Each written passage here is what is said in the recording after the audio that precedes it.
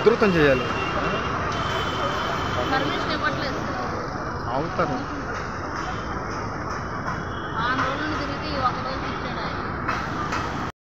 మిత్రులందరికీ నమస్కారం. నా పేరు మారీశ్వరి. కుట్రాల గ్రామం నుంచి వచ్చాను. తెల్లవారిపల్లి PHC విసనపేట మండలంలో వర్క్ చేస్తున్నాను. గత 5 సంవత్సరాలుగా CHO కమ్యూనిటీ హెల్త్ ఆఫీసర్గా అక్కడ వర్క్ చేస్తున్నానండి.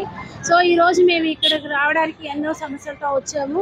6 సంవత్సరాలుగా ఉన్న సమస్యలన్నింటినీ ఇన్ని రోజులు లోపల ఉంచుకొని ఇప్పటి వరకు మేము బాధపడుతూ సో ఈరోజు మీ ముందుకు వచ్చాము. మా గోడును అర్థం చేసుకోండి, మేము పడే సమస్యలను అర్థం చేసుకోండి. 6 సంవత్సరాలు పూర్తయిన ఎలాంటి నిర్దిష్టమైన జాబ్ షాట్ కానీ ఎలాంటి ఆ ఉద్యోగ భద్రత కానీ మాకు లేదండి.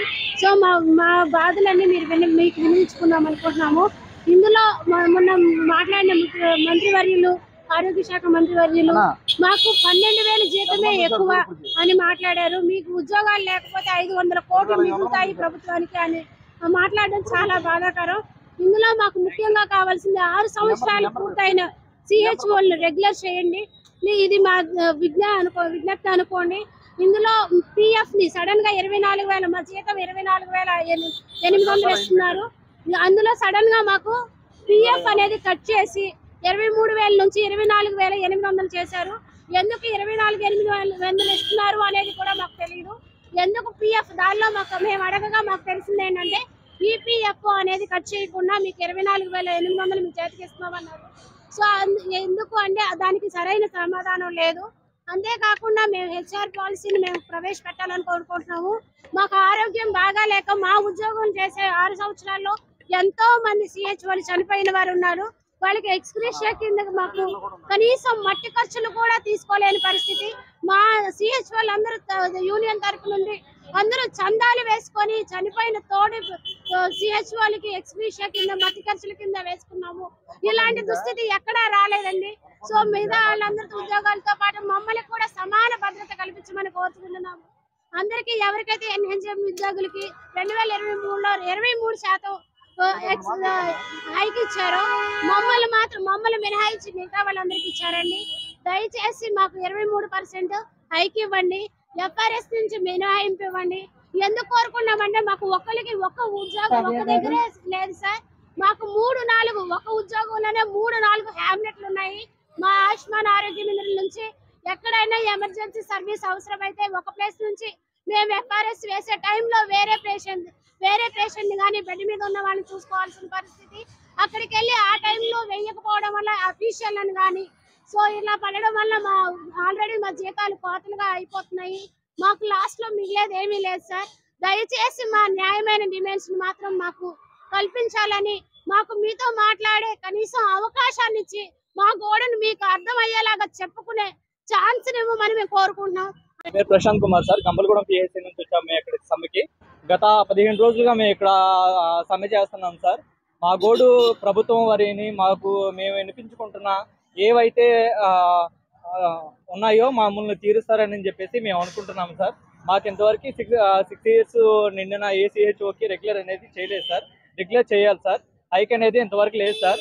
కనీసం ఇంట్లో నిత్యావసర సరుకులు కొనుక్కోవడానికి కూడా మీ శాలరీ అనేది సరిపోవట్లేదు సార్. నిన్న మాట్లాడిన మన హెల్త్ మినిస్టర్ గారు అయితే మీకు 12,000 శాలరీ ఇవ్వడమే ఎక్కువ అని చెప్పేసి మాట్లాడుతున్నారు సార్. ఆ 12,000 శాలరీ అనేది మేము గవర్నమెంట్ హాస్పిటల్లో, ప్రైవేట్ హాస్పిటల్లో మేము ట్రైనింగ్ తీసుకొని వచ్చాము సార్. ప్రైవేట్ హాస్పిటల్లో మేము చేసాము. నేను దాదాపుగా 4 years చేశాను సార్. నేను అక్కడ తీసుకున్నప్పుడే 30,000 నా శాలరీ సార్.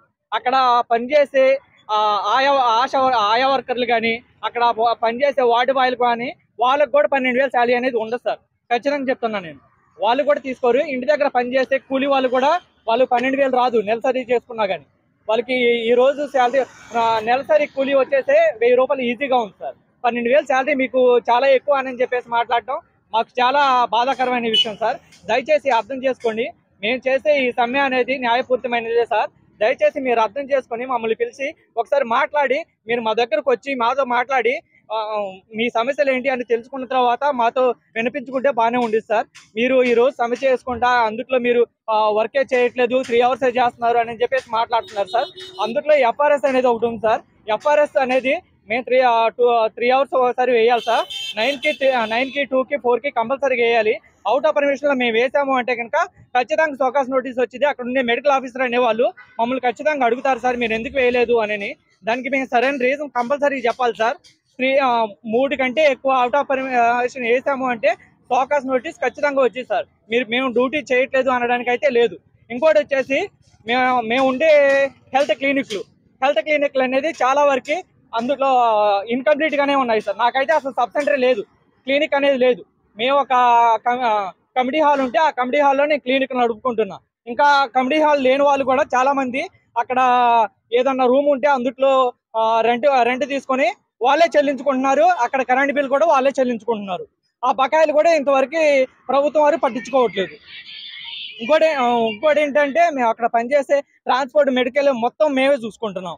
ఈ రోజు NCTCD కానీ RBSK ప్రోగ్రాంలు కానీ విజయవంతంగా పూర్తయినాయి అంటే అది కేవలం CHOల ఐక్యతే. CHOలు చేసిన పని అదంతా.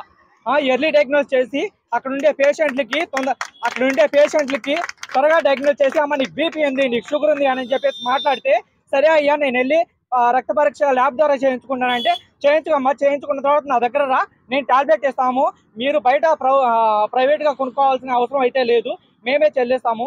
మీకు అంతా నెలసరి దాదాపుగా వాళ్ళు షుగర్కి కానీ BPకి కానీ వాళ్ళు ఖర్చు పెట్టే మనీ ఈజీగా 5,000 ఉంటుంది.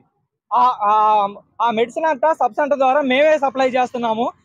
సబ్ సెంటర్లో మేము ఉంటూ వాళ్ళకి రక్త పరీక్షలు చేస్తున్నాము, ఎర్లీ డయాగ్నోస్ చేస్తున్నాము. చావు బతుకుల్లో ఉండే వాళ్ళని కూడా మేము కాపాడుకుంటున్నాము. మేము అక్కడికి వెళ్ళిన తర్వాత ప్రజలు ఈ 15 రోజులు మేము వెళ్ళలేదు, డ్యూటీస్కి వెళ్ళలేదు.